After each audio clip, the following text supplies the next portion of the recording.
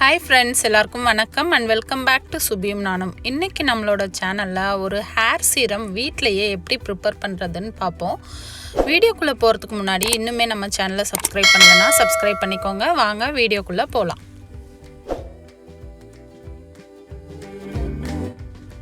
இந்த hair serum இன்னைக்கு prepare பண்ணுறதுக்கு நான் எடுத்துருக்கிற எல்லா இன்க்ரீடியன்ட்ஸுமே நல்ல நேச்சுரலான இன்க்ரீடியன்ட்ஸ் தான்.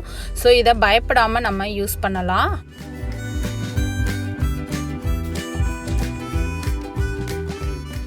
சிலருக்கு பார்த்தீங்கன்னா முடி ரொம்ப ஃப்ரிஸியாக இருக்கும். அதுக்கு நல்ல ஸ்ட்ரென்த்தன் கொடுக்கறதுக்காகவும் நல்ல முடியை ஷைனிங்காக வைக்கிறதுக்காகவும் இது யூஸ் பண்ணுது. அதே நேரத்தில் ஹேர் ஃபாலையும் இது ப்ரிவெண்ட் பண்ணும்.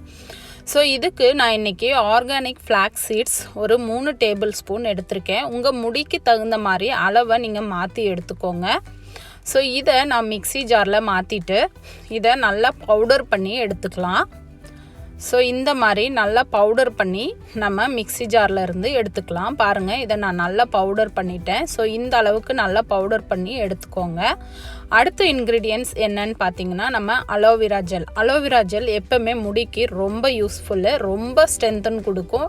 முடி வளர்கிறதுக்கு இது நல்ல யூஸ்ஃபுல்லாக இருக்கும். ஸோ இதையும் நான் மிக்ஸி ஜாரில் போட்டு ஒரு ஜெல் மாதிரி ப்ரிப்பேர் பண்ணிக்க போகிறேன். உங்களுக்கு அலோவேரா ஜெல் ரெடிமேடில் கிடைக்கும் அப்படின்னா அதையும் நீங்கள் யூஸ் பண்ணிக்கலாம். அதுக்கடுத்தது நான் எடுத்துருக்கிற இன்க்ரீடியன்ட் கருவேப்பிலை. ஸோ கருவேப்பிலையும் முடிக்கு ரொம்ப நல்லது. இது நரமுடியையும் தடுக்கிறதுக்கான சக்தி இந்த கருவேப்பிலைக்கு இருக்குது. ஸோ அதனால் இந்த கருவேப்பிலை எடுத்துட்டு இதில் 1 டேபிள் ஸ்பூன் கொஞ்சமாக தண்ணியை ஆட் பண்ணிவிட்டு இதை நம்ம மிக்ஸி ஜாரில் அரைச்சி எடுத்துக்கலாம். அரைச்சி எடுத்துட்டு இதோட ஜூஸை மட்டும் நம்ம ஸ்ட்ரெயின் பண்ணி எடுக்க போகிறோம். பாருங்கள், இப்போ நான் அரைச்சி எடுத்துட்டேன். ஃப்ரெஷ் கருவேப்பிலை யூஸ் பண்ணும்போது ரொம்ப நல்லது. அதே நேரத்தில் உங்களுக்கு ஃப்ரெஷ்ஷாக கருவேப்பிலை கிடைக்கல அப்படின்னா நீங்கள் காய வச்ச கருவேப்பிலையும் நீங்கள் யூஸ் பண்ணிக்கலாம். ஸோ இந்த மாதிரி ஸ்ட்ரெயின் பண்ணி எடுத்துக்கோங்க. அவ்வளோதான் இந்த 3 இன்க்ரீடியன்ட்ஸ். இது கூட நம்ம கேஸ்டர் ஆயில் யூஸ் பண்ண போகிறோம். இப்போது நம்ம ஒரு பாத்திரத்தில் கொஞ்சமாக தண்ணி, 1 டம்ளர் தண்ணி ஊற்றி இதை கொதிக்க வச்சுருங்க.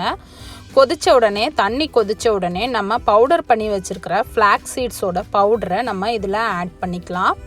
இது ஃபுல்லாக ஆட் பண்ணிவிட்டு மறுபடியும் உங்கள் ஹேருக்கு தகுந்த மாதிரி இந்த பவுடரோட அளவை நீங்கள் மாற்றிக்கோங்க.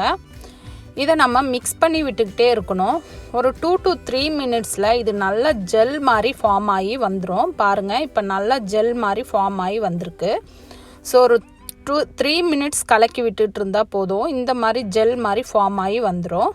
இதை அப்படியே எடுத்து கம்ப்ளீட்டாக கூல் பண்ணி வச்சுக்கோங்க. ஸோ இப்போ கூல் ஆயிடுச்சு. இது கூட நம்ம அரைச்சி வச்சுருந்த கருவேப்பிலை ஜூஸ், அதுக்கடுத்தது அலோவேரா ஜெல் இதில் ஆட் பண்ண போகிறோம். இப்போ நமக்கு எல்லாமே ரெடி ஆயிடுச்சு. ஸோ இது எல்லாமே நம்ம சேர்த்து மிக்ஸ் பண்ணிடலாம்.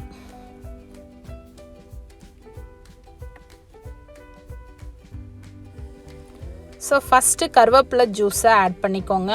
அடுத்தது நம்ம அரைச்சி வச்சுருக்கிற அலோவேரா ஜெல், அதுக்கடுத்தது இது கூட நான் 1 ஸ்பூன் கேஸ்டர் ஆயில் ஆட் பண்ண போகிறேன்.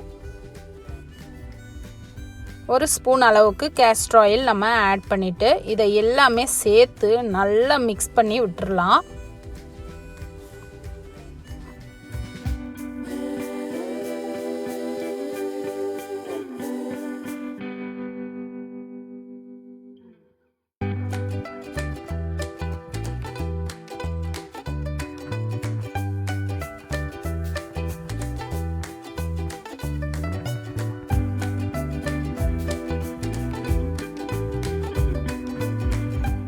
ஸோ இப்போ பாருங்கள், எல்லாமே நல்லா மிக்ஸ் ஆகி இருக்குது.